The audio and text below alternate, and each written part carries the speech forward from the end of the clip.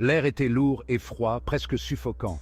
Il transportait une étrange odeur métallique, presque rouillée. Dudiane scruta l'atelier de l'alchimiste, son cœur battant à tout rompre, l'angoisse montant. Des outils jonchaient le sol, scintillant sous une lampe vacillante, créant des ombres inquiétantes. C'était une scène chaotique, mais un détail le glaça jusqu'aux os, le laissant pétrifié. Une grande cage d'acier se dressait dans un coin, imposante et menaçante. À l'intérieur, une silhouette grotesque et difforme gisait immobile.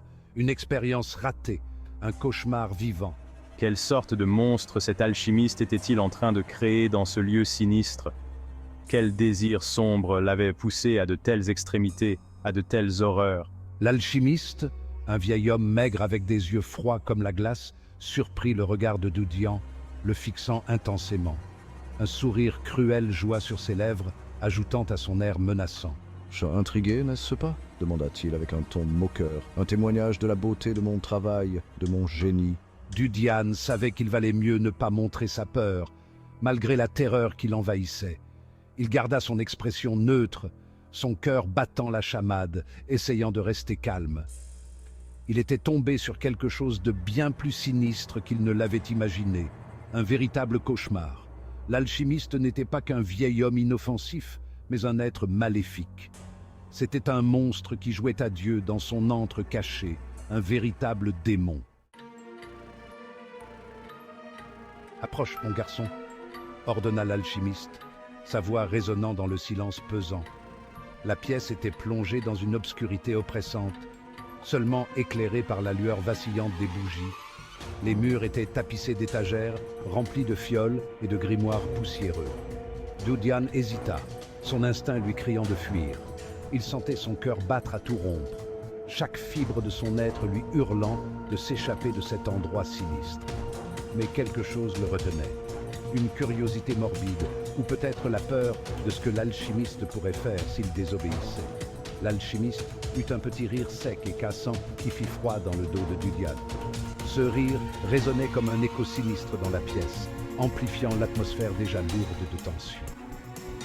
Dudian se sentait comme un insecte pris dans une toile, incapable de se libérer. « Ne t'inquiète pas !»« Pas encore !» Sa voix était douce, presque apaisante, mais Dudian savait qu'il ne devait pas se laisser berner par cette fausse bienveillance. Dudian fit un pas hésitant en avant. Chaque pas semblait peser une tonne, comme si le sol lui-même essayait de le retenir. Il pouvait sentir le regard perçant de l'alchimiste sur lui, scrutant chaque mouvement. L'odeur âcre des produits chimiques et de la pourriture s'intensifia, lui piquant les yeux. Il se couvrit le nez et la bouche avec sa manche, mais cela n'atténuait en rien la puanteur suffocante qui imprégnait l'air. Les yeux du vieil homme suivaient chacun de ses mouvements, comme un prédateur qui jauge sa proie. Dudian pouvait presque sentir le poids de ce regard, une pression invisible qui le poussait à avancer malgré sa peur. Il ravala la boule de peur qui lui serrait la gorge, son esprit s'emballant. Des pensées de fuite et de survie tourbillonnaient dans sa tête, mais il savait qu'il devait rester calme et trouver une solution. Il devait réfléchir vite, trouver un moyen de sortir de ce cauchemar. Chaque seconde passée dans cette pièce semblait étirer le temps, rendant chaque instant plus insupportable que le précédent. Tu vois, la perfection exige des sacrifices. L'alchimiste prononça ces mots avec une telle conviction que Dudian sentit un frisson glacé parcourir son échine. Il savait que ces sacrifices n'étaient pas simplement métaphoriques. Il actionna un levier sur le mur. Le bruit métallique résonna dans la pièce, suivi d'un grondement sourd qui semblait venir des entrailles de la terre. La cage vibra sinistrement et un grognement sourd en émana. Dudian sentit son cœur s'arrêter un instant, l'angoisse montant en lui comme une marée noire. Le sang de Dudian se glaça. Il pouvait presque entendre le battement frénétique de son propre cœur dans ses oreilles, chaque pulsation résonnant comme un tambour de guerre. La créature à l'intérieur bougea. Ses mouvements étaient saccadés et désordonnés, comme si elle luttait contre des chaînes invisibles. Ses yeux s'ouvrirent d'un coup. brillant d'une lumière étrange et surnaturelle. Ses yeux semblaient percer l'obscurité, fixant Dudian avec une intensité presque insupportable. Dudian observa avec horreur la créature se débattre contre les barreaux, ses membres mutilés se contorsionnant selon des angles impossibles. Chaque mouvement semblait défier les lois de la nature, ajoutant à l'horreur de la scène. Il était pris au piège, à la merci d'un fou et de sa création. Dudian savait qu'il devait trouver un moyen de s'échapper, mais chaque seconde passée dans cette pièce réduisait ses chances de survie. Il devait agir, et vite. Le regard de Dudian parcourut la pièce, cherchant désespérément une issue, une arme, n'importe quoi.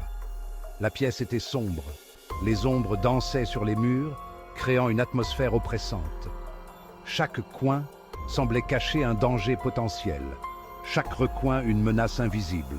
Ses yeux se posèrent sur une rangée de bocaux en verre alignés sur le mur du fond.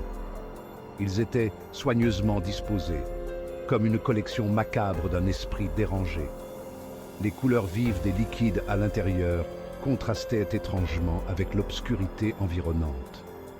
Chaque bocal était rempli d'un liquide étrange et visqueux, et à l'intérieur de chacun nageait une multitude de serpents. Ces créatures ondulaient lentement, leurs mouvements hypnotiques ajoutant une touche de mystère et de danger à la scène. Ils ne ressemblaient à aucun de ceux qu'il avait vus auparavant. Leurs écailles scintillaient d'une irisation surnaturelle. Leurs yeux brillaient d'une lumière malveillante.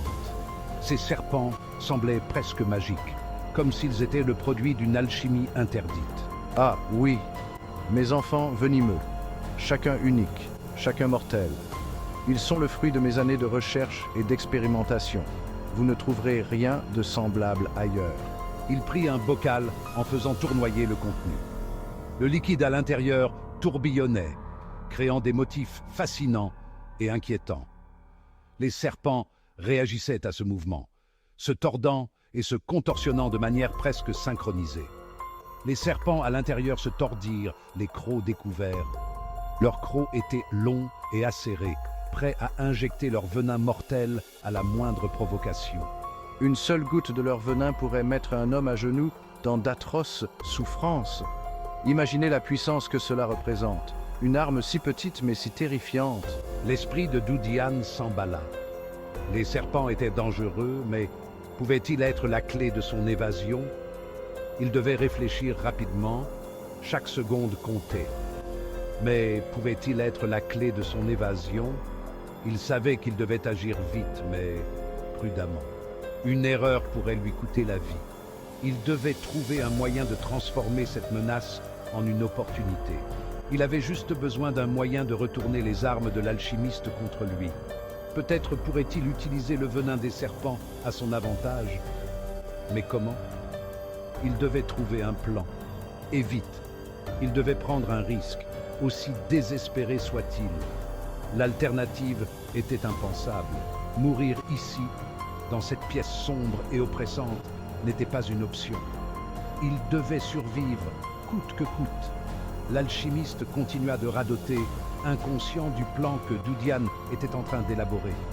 Ses paroles étaient un mélange de fierté et de folie, révélant l'étendue de son obsession pour ses créations.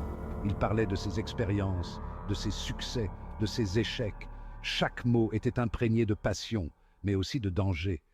Cet homme était prêt à tout pour atteindre ses objectifs, même au prix de vies humaines. Chaque mot envoyait une nouvelle vague de peur à travers Dudian, lui rappelant le danger bien réel dans lequel il se trouvait. Il devait rester concentré, ne pas laisser la peur le paralyser. Sa survie en dépendait. Les yeux de Dudian se posèrent sur une petite bourse posée sur l'établi. Il savait que ce qu'il contenait pouvait changer le cours de sa mission. Elle était remplie d'une fine poudre blanche, une substance qui, entre de mauvaises mains, pouvait causer des ravages.